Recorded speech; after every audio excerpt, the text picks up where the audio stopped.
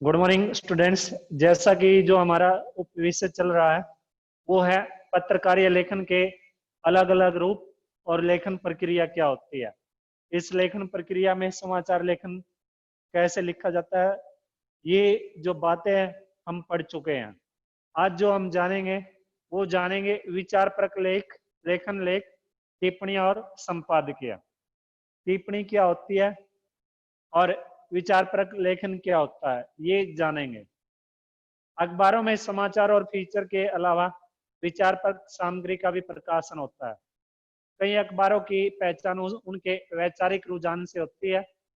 एक तरह से अखबारों में प्रकाशित होने वाले विचारपूर्ण लेखन से उस अखबार की छवि बनती है। अखबारों में संपादकीय पृष्ठ पर प्रकाशित होने वाले संपादकीय अग्रलेख, लेख और टिप्पणियां इसी विचारपरक पत्रकारीय लेखन की श्रेणी में आते हैं। इसके अलावा विभिन्न विषयों के विशेषज्ञों या वरिष्ठ पत्रकारों के स्तंभ भी विचारपरक लेखन के तहत आते हैं। कुछ अखबारों में संपादकीय पृष्ठ के सामने ऑप एड पृष्ठ पर भी विचारपरक लेख, टिप्पणियां और स्तंभ प्रकाशित होते हैं। संपादकीय लेखन क्या होता है ये बार बार आपको बताया गया है। संपादकीय लेखन जो किसी भी न्यूज़पेपर के अंदर पेज नंबर जो 4 होता है उसको संपादकीय लेख बोलते हैं। अभी मेरे पास न्यूज़पेपर है नहीं, जैसे ही पीरियड ओवर होता है आपको इसमें मोबाइल फोन में दिखाऊंगा, पूरा न्यूज़पेपर मिलेगा और उसमें वो ऊपर अलग से लिखा हुआ होगा अभिव्यक्ति माध्यम और नीचे लिखा हुआ होगा संपादकीय लेख। वो संपादकीय लेख क्या होता है, वो किसी भी 3 या 4 समस्या को उठाते हैं और उन पर अपनी क्या करते हैं, अच्छे से विचारपरक जो उनके तथ्य हैं, जो उन तथ्यों पर आधारित जैसे भी उन संपादक के मन में जिस प्रकार के विचार होते हैं उनकी अभिव्यक्ति करते हैं। ठीक है, समझ आई बात? तो आगे चलिए। संपादकीय लेखन, संपादकीय पृष्ठ पर प्रकाशित होने वाले संपादकीय को उस अखबार की अपनी आवाज माना जाता है। संपादकीय के जरिए अखबार किसी घटना, समस्या या मुद्दे के प्रति अपनी राय प्रकट करते हैं। संपादकीय किसी व्यक्ति विशेष का विचार नहीं होता, इसलिए उसे किसी के नाम के साथ नहीं छापा जाता। संपादकीय लिखने का दायित्व उस अखबार में काम करने वाले संपादक और उनके सहयोगियों पर होता है। आमतौर पर अखबारों में सहायक संपादक संपादकीय लिखते हैं। कौन लिखते हैं आमतौर पे? जो सहायक संपादक होते हैं। मुख्य संपादक तो क्या करते हैं, अंडरलाइन कर लीजिएगा इस पंक्ति को। अगर कोई आपसे पेपर में पूछे कि अखबारों में जो ये संपादकीय लेख लिखे जाते हैं ये किसके द्वारा लिखे जाते हैं, ज्यादातर अखबारों में ये जो लेख लिखे जाते हैं ये किसके द्वारा लिखे जाते हैं, तो आप क्या जवाब दोगे, क्या बताओगे? तो इसमें आप जवाब दोगे कि जो सहायक उप संपादक होते हैं उनके द्वारा ये अधिकतर लेख लिखे जाते हैं। ठीक है भाई, समझ आई? आगे चलिए। और इस तरह की ये जो टीम होती है, इस तरह की जो टीम होती है, इस टीम को क्या बोलते हैं? आप में से कोई बताएगा? जो ये सहायक संपादक की, उप संपादक की, मुख्य संपादक की जो पूरी टीम होती है, इस पूरी टीम को क्या बोलते हैं? किसी को पता है इस पूरी टीम का जो काम होता है वो क्या होता है? क्या नाम दिया जाता है इस पूरी टीम को? Gate keeper. Very good. क्या बोलते हैं? Gate keeper. ये जो गेट कीपर से अभिप्राय क्या है? गेट कीपर का क्या काम होता है, बताओगे? गेट कीपर का क्या काम होता है, बताना। ठीक है, वो जो सामग्री छपनी है न्यूज़पेपर के अंदर, ठीक है, क्या छपेगा, किस जगह छपेगा, कितना छपेगा, ये पूरी की पूरी जो पूरा की पूरी सामग्री है ये किसके द्वारा चयन किया जाता है? इसका किसके द्वारा चयनित होती है? ये इन की जो टीम होती है, संपादक, उप संपादक, जो सहायक संपादक है, मुख्य संपादक है, इनके द्वारा ये चयन करते हैं। आगे चलिए। हिंदी के अखबारों में कुछ में 3, कुछ में 2 और कुछ में केवल 1 संपादकीय प्रकाशित होता है। संपादकीय का एक उदाहरण प्रस्तुत है। मूल्यांकन का दायरा। अब ये एक एग्जाम्पल के माध्यम से बात को स्पष्टीकरण किया गया है। ठीक है, आपको बताऊंगा ये न्यूज़पेपर, इसमें से दिखाऊंगा वो कैसे संपादकीय लेख क्या होते हैं। ठीक है, अगले विद्यालय शिक्षा सत्र में विद्यार्थियों के स्तर और व्यापक मूल्यांकन की प्रक्रिया लागू हो जाएगी। इससे पाठ्य पुस्तकों का बोझ और परीक्षा का तनाव कम करने का सरकार का मकसद किसी हद तक पूरा हो सकता है। इस प्रक्रिया को अपनाने का प्रस्ताव राष्ट्रीय शैक्षिक अनुसंधान एवं प्रशिक्षण परिषद का था। फिलहाल लिखित और प्रायोगिक परीक्षाओं के आधार पर मूल्यांकन का प्रावधान है, जबकि विद्यालय में रहते हुए विद्यार्थी की सक्रियता पाठ्य पुस्तकों तक सीमित नहीं होती। वह खेलकूद, संगीत, भाषण, वाद विवाद जैसी अनेक रचनात्मक गतिविधियों में भी शरीक होता है। शरीक का मतलब होता है शामिल होना। अगला पेज निकाल लीजिएगा। ये जो एग्जाम्पल है ये पढ़ लेना आप। ठीक है, नीचे है स्तंभ लेखन क्या होता है। अब बात आती है स्तंभ लेखन की।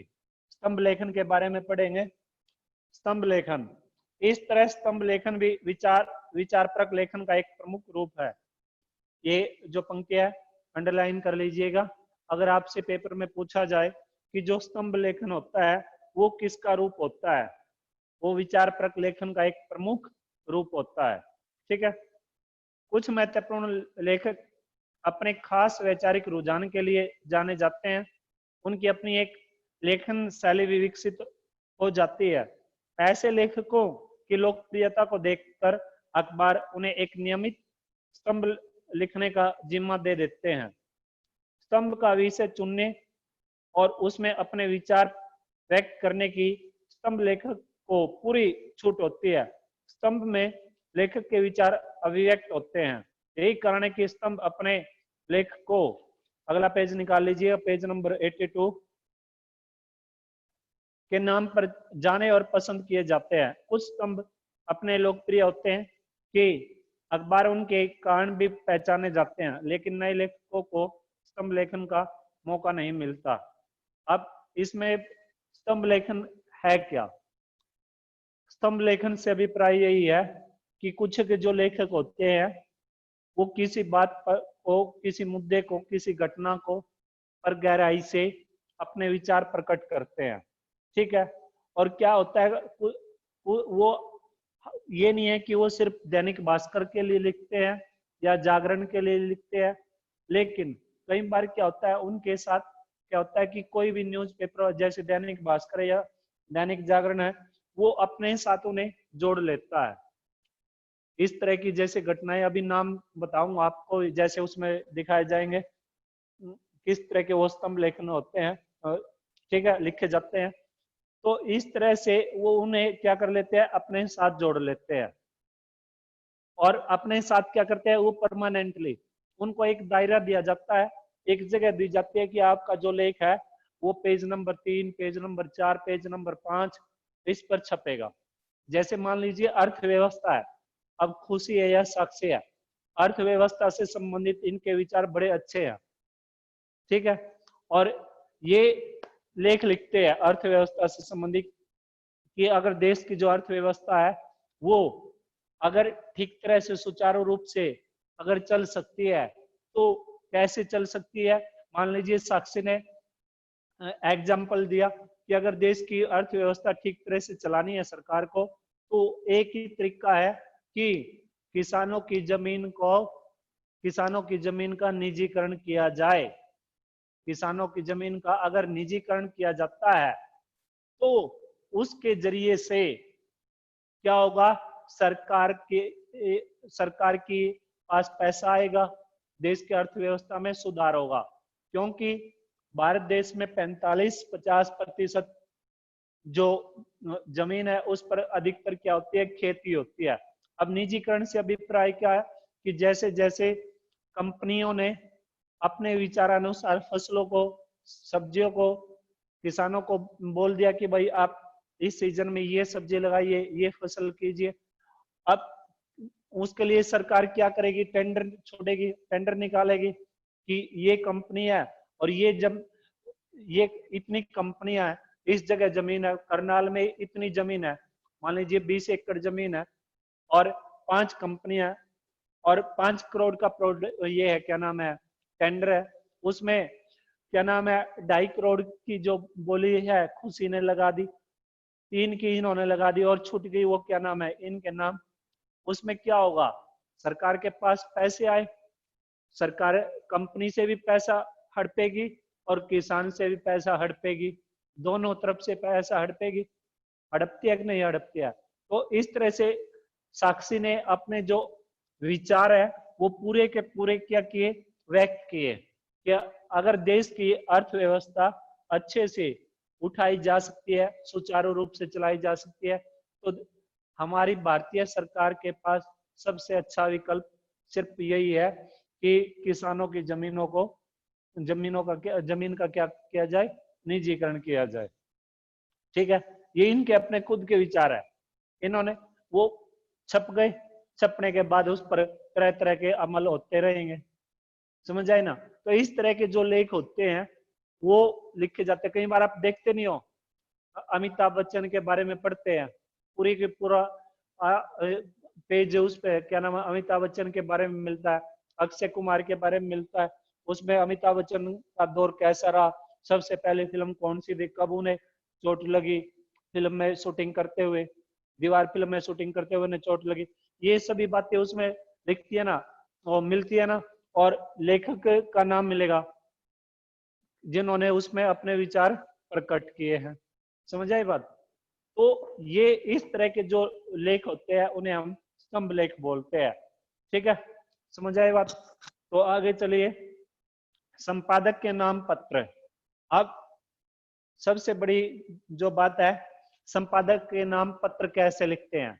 अब मैंने आपको 10th में बताया था, पहले भी हम पढ़ चुके हैं।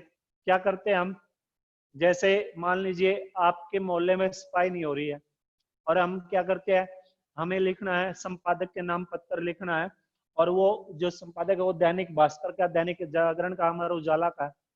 तो क्या करेंगे, सेवा में संपादक महोदय, दैनिक भास्कर, पंचकुला, करनाल, पानीपत, नीचे लिख देते हैं, ये लिखते हैं ना।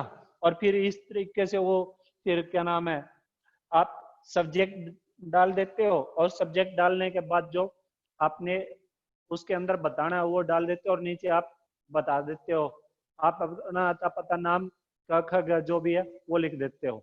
लिखते हो कि नहीं लिखते हो। तो इस तरह से संपादक के जो नाम है पत्र कैसे लिखा जाए ये इसके अंदर बताया जाएगा। ठीक है भाई। अब देखिए, अखबारों के संपादकीय पृष्ठ पर और पत्रिकाओं की शुरुआत में संपादक के नाम पाठकों के पत्र भी प्रकाशित होते हैं। सभी अखबारों में यह एक स्थायी स्तंभ होता है, यह पाठकों का अपना स्तंभ होता है। इस स्तंभ के जरिए अखबारों के पाठक न सिर्फ विभिन्न मुद्दों पर अपनी राय व्यक्त करते हैं बल्कि जन समस्याओं को भी उठाते हैं। एक तरह से यह स्तंभ जनमत को प्रतिबिंबित करता है। जरूरी नहीं कि अखबार पाठकों द्वारा व्यक्त किए गए विचारों से सहमत हो। यह स्तंभ नए लेखकों के लिए लेखन की शुरुआत करने और उन्हें हाथ मांझने का भी अच्छा अवसर देता है। अब लेख कैसे लिखा जाए। सभी अखबार संपादकीय पृष्ठ पर समसामयिक मुद्दों पर वरिष्ठ पत्रकारों और उन विषयों के विशेषज्ञों के लेख प्रकाशित करते हैं। इन लेखों में किसी विषय या मुद्दे पर विस्तार से चर्चा की जाती है। लेख विशेष रिपोर्ट और फीचर से इस मामले में अलग है, अगला पेज निकाल लीजिएगा, अलग है कि उसमें लेखक के विचारों को प्रमुखता दी जाती है, लेकिन ये विचार तथ्यों और सूचनाओं पर आधारित होते हैं और लेखक उन तथ्यों और सूचनाओं के विश्लेषण और अपने तर्कों के जरिए अपनी राय प्रस्तुत करता है। लेख लिखने के लिए पर्याप्त तैयारी जरूरी है। इसके लिए उस विषय से जुड़े सभी तथ्यों और सूचनाओं के अलावा पृष्ठभूमि सामग्री भी जुटानी पड़ती है। यह भी देखना चाहिए कि उस विषय पर दूसरे लेखकों और पत्रकारों के क्या विचार हैं। लेख की कोई एक निश्चित लेखन शैली नहीं होती। हर एक लेखक को हर एक लेखक की अपनी शैली होती है, लेकिन अगर आप अखबारों और पत्रिकाओं के लिए लेख लिखना चाहते हैं तो शुरुआत उन विषयों के साथ करनी चाहिए जिस पर आपकी अच्छी पकड़ और जानकारी हो। लेख का भी एक प्रारंभ, मध्य और अंत होता है। जैसे हम पेपर नहीं देते हैं, पेपर देने जाते हैं तो टीचर्स भी आपको बताते हैं कि भाई ऐसा कीजिए कि जो क्वेश्चन आपको, जिस क्वेश्चन का आंसर अच्छे से आता है उसी से आप शुरुआत कर दें। अटेम्पटेशन कैसे करनी चाहिए पेपर की आपको बताया जाता है कि नहीं बताया जाता है। कुछ जो होशियार बच्चे होते हैं उनको ट्रिक का बताया जाता है कि भाई अगर आप पेपर कैसे करोगे, कि अगर स्टेप बाय स्टेप क्वेश्चनों का जो आप देते जाते हो तो ये बड़ा अच्छा तरीका है। अगर थोड़े से जिन्हें सिर्फ ये है पास ही होना है, ठीक है, उनके लिए क्या तरीका अपनाया जाता है कि आप ऐसा करें कि जो जिस क्वेश्चन का आंसर आपको पता है वो सबसे पहले लिखे, बाकी जिसका आपको कम पता है वो बाद में लिखते जाए। ठीक है, इस तरीके से आप पेपर के टेम्पटेशन का करें। तो इसके अंदर भी क्या है कि लेख की शुरुआत में अगर उस विषय के सबसे ताजा प्रसंग या घटनाक्रम का विवरण दिया जाए और फिर उससे जुड़े अन्य पहलुओं को सामने लाया जाए तो लेख का प्रारंभ आकर्षक बन सकता है। इसके बाद तथ्यों की मदद से विश्लेषण करते हुए आखिर में आप अपना निष्कर्ष या मत प्रकट कर सकते हैं। अब आगे है साक्षात्कार या इंटरव्यू। समाचार माध्यमों में साक्षात्कार का बहुत महत्व है। पत्रकार एक तरह से साक्षात्कार के जरिए ही समाचार फीचर, विशेष रिपोर्ट और अन्य कई तरह के पत्रकारीय लेखन के लिए कच्चा माल इकट्ठा करते हैं। पत्रकारीय साक्षात्कार और सामान्य बातचीत में यह फर्क होता है कि साक्षात्कार में एक पत्रकार किसी अन्य व्यक्ति से तथ्य, उसकी राय और भावनाएं जानने के लिए सवाल पूछता है। साक्षात्कार का एक स्पष्ट मकसद और ढांचा होता है। एक सफल साक्षात्कार के लिए आपके पास न सिर्फ ज्ञान होना चाहिए बल्कि आप में संवेदनशीलता, कूटनीति, धैर्य और साहस जैसे गुण भी होने चाहिए। ये अंडरलाइन कर लीजिएगा। अगर कोई किसी का इंटरव्यू लेने जाता है, प्रधानमंत्री जी का इंटरव्यू लेता है, या फिर ये जरूरी नहीं है कि मान लीजिए आप, हम सभी है, हमारी 50 की टीम है, दैनिक भास्कर में काम करती है और हम सभी के सभी एक्सपर्ट होंगे इंटरव्यू के लिए। एक कोई एक आध ये ऐसा होता है जो इंटरव्यू के लिए क्या करता है, पत्रकार इंटरव्यू, वो पत्रकार एक्सपर्ट होता है इंटरव्यू में, इंटरव्यू लेने में। उसके लिए ये पहले से डिसाइड करते हैं कि जो कल नरेंद्र मोदी जी का या एक महीने के बाद दुष्यंत चौटाला जी का इंटरव्यू लिया जाएगा, वो मोहित के द्वारा लिया जाएगा, या फिर यश शर्मा के उसका इंटरव्यू लेंगे। उसके लिए क्या करेगा, जो मोहित है या यश शर्मा है, दुष्यंत चौटाला जी का जो इंटरव्यू लिया जाएगा, उसके लिए क्या करेंगे, ये अपनी खुद की पहले से प्रिपरेशन करेंगे। ठीक है, उसमें क्या करेंगे, ये सबसे पहले तो ये दुष्यंत चौटाला से टाइम मांगेंगे, अनुमति लेंगे, परमिशन ली जाएगी कि जी ऐसा है, मैं दैनिक भास्कर से हूँ या दैनिक जागरण से हूँ या एबीपी न्यूज चैनल से हूँ और मैंने सर आपका इंटरव्यू लेना है और ये मुद्दा है। पहले से उन्हें बता दिया जाएगा कि इस मुद्दे पर इंटरव्यू लिया जाएगा आपका, तो वो भी अपनी तरफ से तैयारी करेंगे। और ये फिर क्या करेंगे, दुष्यंत चौटाला का पूरा विवरण अपने पास रखेंगे, पूरा का पूरा बायोडाटा अपने पास रखेंगे। इनके पास दुष्यंत चौटाला का पूरा जिसका इंटरव्यू लिया जाएगा उसका का पूरा विवरण आपके पास होना चाहिए सबसे पहले। तो समझ आई ना बात। तो फिर जिस मुद्दे पर आपको इंटरव्यू लेना है, ठीक है, उससे रिलेटेड आपके पास क्वेश्चन होने चाहिए। आपके मस्तिष्क में या लिखित रूप में आपके पास प्रश्न उत्तर हो, क्वेश्चन हो। ठीक है, फिर एक टाइम पीरियड होता है उसके लिए, इंटरव्यू के लिए 30 मिनट का है, 40 मिनट का है, 45 मिनट का है, या 1 घंटे इंटरव्यू चलेगा।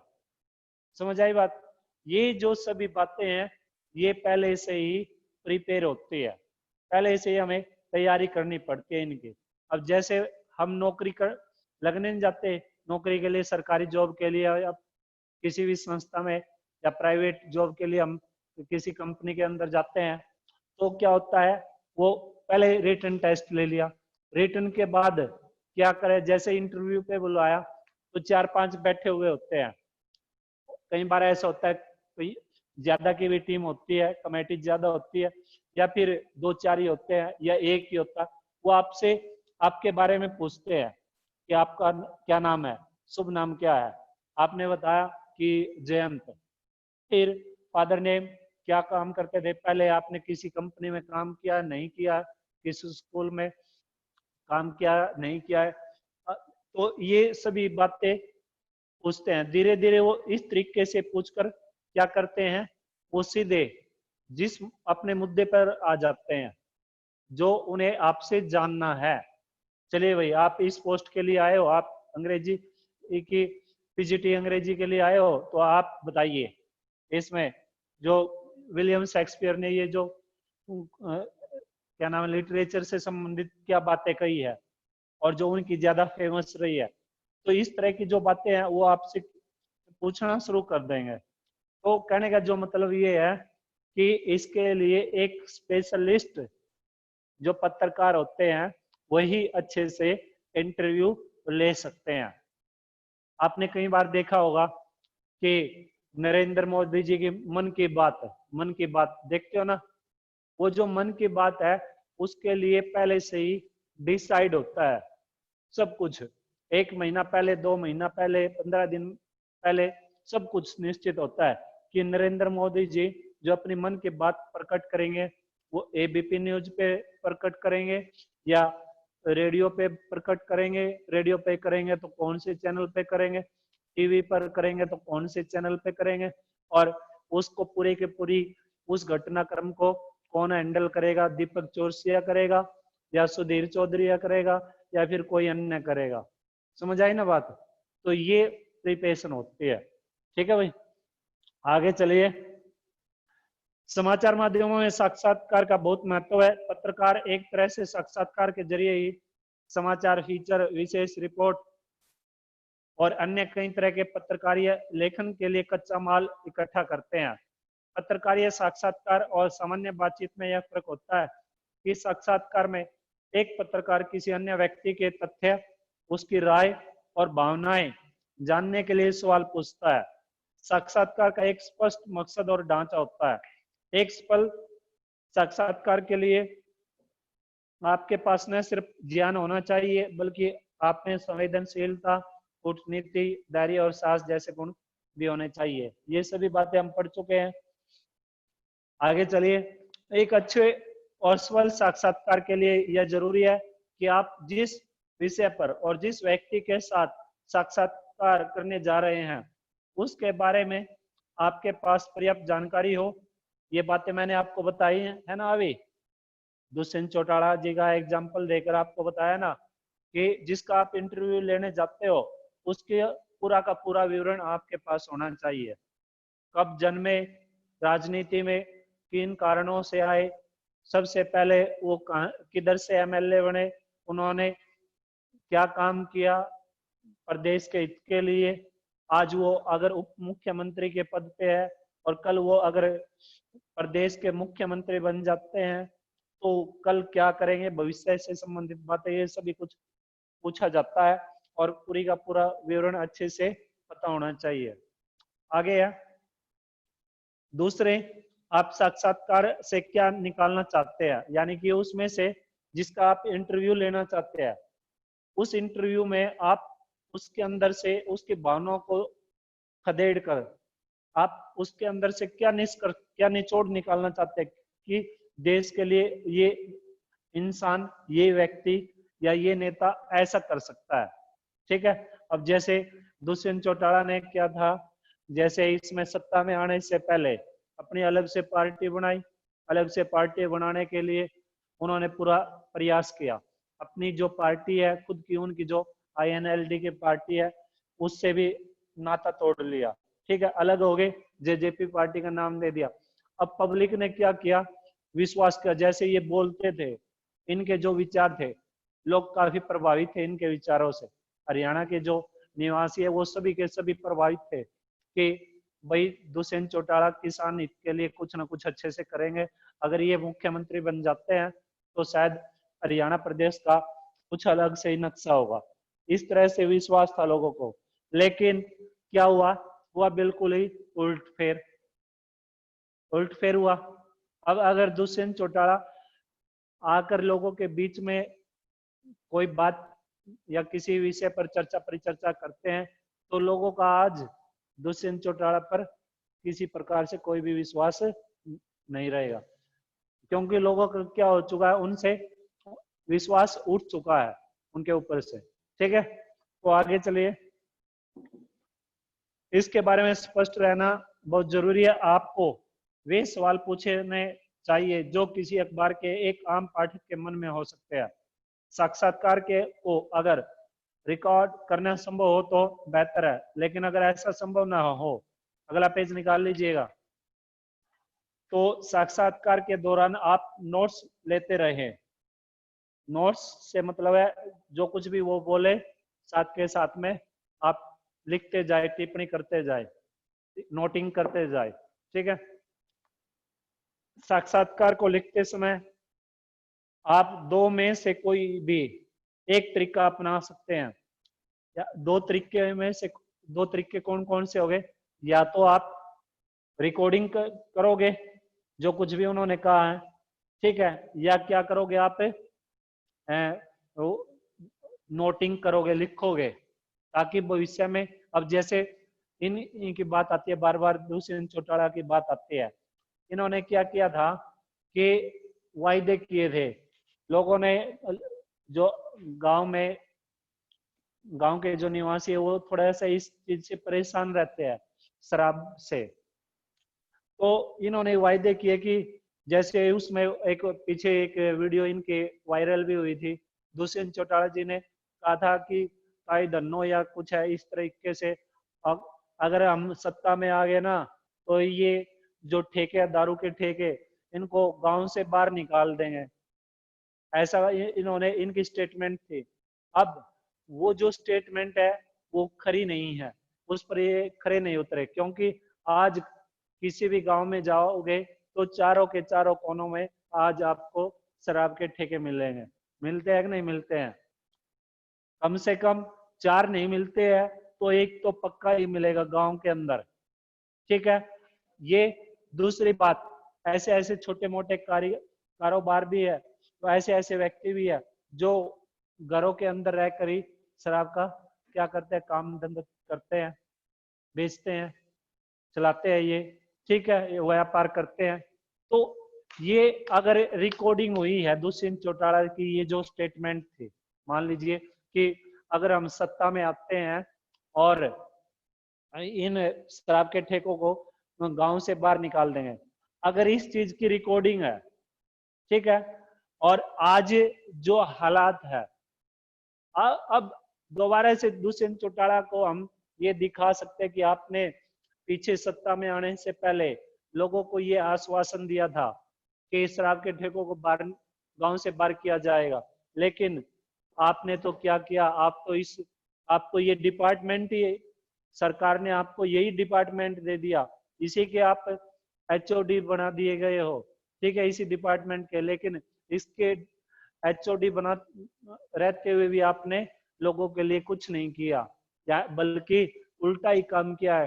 ठेके निकालने के बाद तो दूर, बाहर करने के बाद तो दूर, आपने गांव में एक की बजाय दो दो चार चार पांच पांच ठेके लगवाई दिए। तो इस तरीके से क्या होता है, जब भी हम किसी का इंटरव्यू लेते हैं तो उस समय हमें दो बातों का विश्वास और ध्यान रखना चाहिए।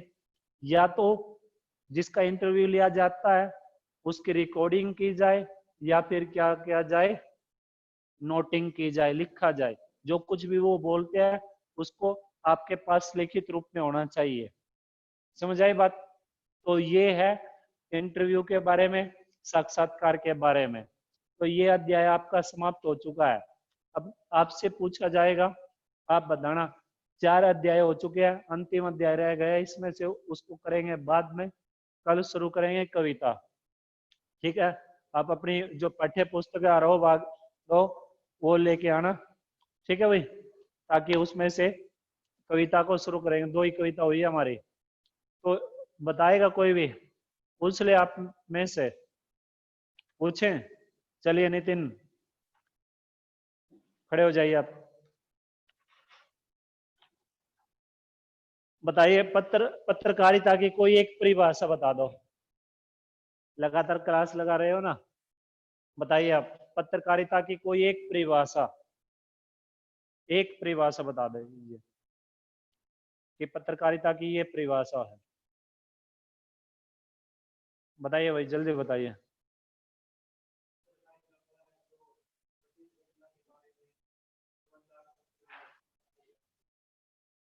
दोबारा बोलना।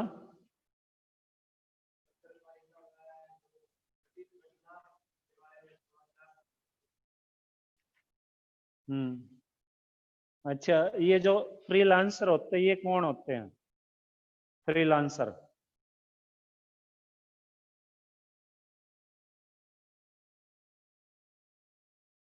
फ्रीलांसर पत्रकार होते हैं, ये कैसे होते हैं? जिस टाइम मैंने आपको बताया उस टाइम लिखे तो नहीं ये बातें? क्यों नहीं लिखे भाई? क्योंकि आप अपने आप को क्या मानते हो? बहुत ज्यादा होशियार मानते हो, है ना? मानते हो ना आप सभी? आज जो बताना रहे, खड़े हो जाइए आप। फ्रीलांसर पत्रकार कैसे होते हैं? फ्रीलांसर पत्रकार की परिभाषा क्या होगी, बताओ। किसको कहते हैं फ्रीलांसर पत्रकार?